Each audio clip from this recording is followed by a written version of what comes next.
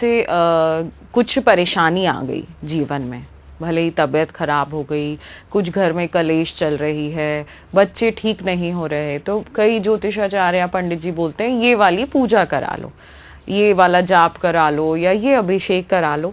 तो वो कहाँ तक उचित होता है? उससे कोई फल की प्राप्ति होती है? जैसे दुख कलेश है, किसी ने बोला रुद्राभिषेक करा लो या ये पूजा पाठ करा लो, तो वो कहीं ना कहीं फिर सिद्ध होता है उससे? देखिए, हमारी कोई भी जो पूजा पाठ है, हमारे ज्योतिषाचार्य बोलते हैं या ब्राह्मण बोलते हैं, वो क्या बोलते हैं? पूजा करा लो।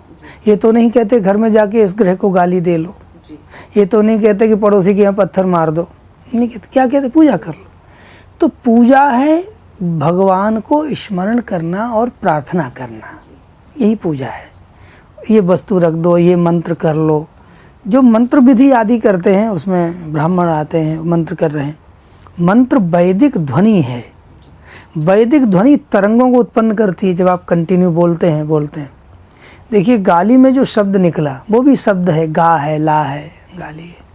आशीर्वाद में भी शब्द ही है, आ है, सा है, वाह है, दा है। लेकिन गाली सुनते ही कान में चोट लग जाती है और आशीर्वाद सुनते ही कान को अच्छा लग जाता है। तो शब्द तो दोनों है, लेकिन शब्द का जो वाइब्रेशन है, जो उसकी तरंग है, वो जीव को तत्क्षण प्रभाव करती है। इसी प्रकार मंत्र विज्ञान है। यदि वैदिक रीति से विद्वत अच्छे विद्वान ब्राह्मण मंत्रों का उच्चारण करें, प्रार्थना करें, तो भगवान निश्चय ही व्यक्ति के कल्याण करता है।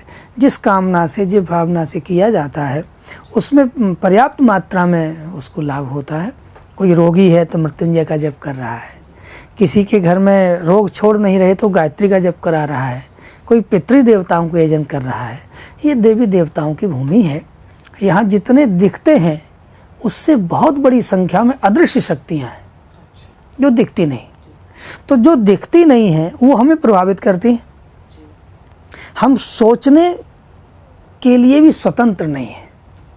हमें कोई सोचने को प्रेरित कर रहा है, तुम ऐसा सोचो, तो हम ऐसा सोच रहे हैं। तो वो जो हमें प्रेरणा कर रहा है वो तो हमने नहीं देखा।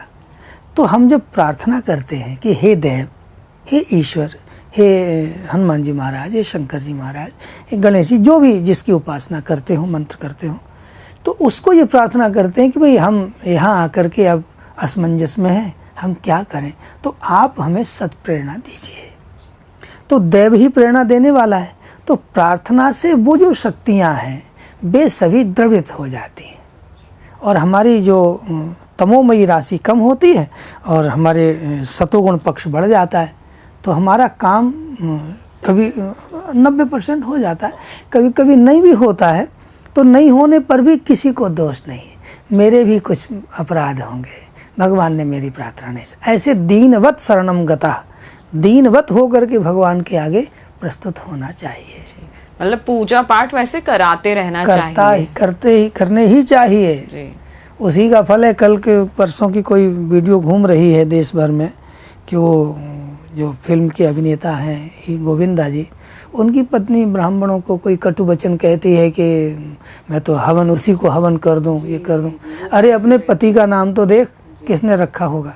अपने बाप का नाम देख, तेरे बाप का नाम देने वाला ब्राह्मण है, तेरे दादा का भी नाम रखने वाला ब्राह्मण है, तेरा भी नाम रखने वाला ब्राह्मण है। तो उनको कोस रही है, जड़ों में आग डाल रही है, तू तो नष्ट भ्रष्ट हो जाएगी। उन्होंने बोला कि लाखों रुपए लेके मेरे पति को बोला जाता है ये पूजा करा लो, वो पूजा करा लो, ऐसा करा लो, सही हो जाएगा। ये बयान था उनका। जी, तो क्यों उनको पूछती? मत पूछ, तेरा मन नहीं है तो मत पूछ, पूजा मत कर। जहाँ तक लाखों रुपए लेने वाली बात है तो पूजाओं के कई प्रकार है। लोग राजसी पंडित पे जाएंगे तो राजोपचार की बात करेगा। जो बेचारा साधारण ब्राह्मण है वो पान फल फूल लिखेगा, 500 रुपया लेकर अपने घर जाएगा। उसके बच्चों को उतनी जीविका चाहिए। अब आप 100 करोड़ के फ्लैट में रहने वाले पंडित को बुक करने जाओगे तो उसको तो अपने ढंग का मेंटेनेंस तुम्ही से लेना है। तो आप कहाँ जा रहे हैं उस पर निर्भर करता है कि नहीं? साधारण मंदिर में तो आप जाते कोई खड़ा होने वाला नहीं, बालाजी में लाइन लगती। तो आप कहाँ?